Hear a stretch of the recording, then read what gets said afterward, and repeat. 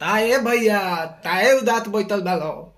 का करबे रे, मने नहीं लागत। ता हो गइल बा मन में।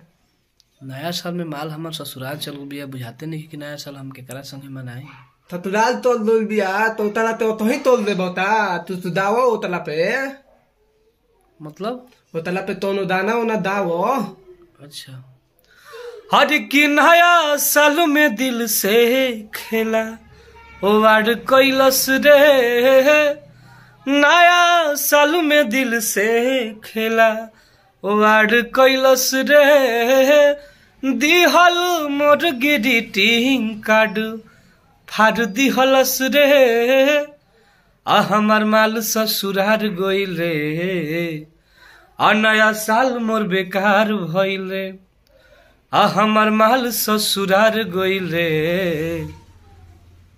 आ नया साल मोर बेकार भइल रे। का कहीं ये गाना गा दी? हो दादो इतला पे एकदम ठीक बा गाना, ठीक बा। ओ था दे मार्केट में छा जाई। ओ हैं आओ चल रिकॉर्ड कर दिया। हां ये बार कर दिन तो दो। रुक सुनील सागर के फोन करतनी। चलो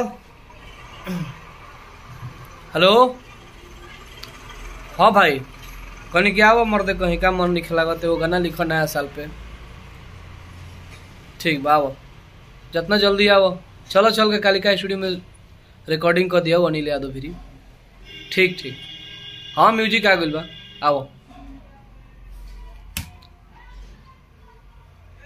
लव यू आप लोगों को, और आप लोग ये गाना को मेरा सुनिए, यूट्यूब पर फुल गाना ये आ गया है, इसको सुनिए म्यूजिक के साथ और ढेर सारा प्यार आशीर्वाद दीजिए, क्योंकि आप लोगों का प्यार जिसके हाथ पर सर पे रहता है, आप लोगों का हाथ जिसके सर पे रहता है उसे कोई कुछ नहीं करता है। लव यू, आप लोग प्यार दीजिए और ढेर सारा प्यार आशीर्वाद दीजिए। हमारे चैनल को सब्सक्राइब करिए और घंटी को दबा दीजिए।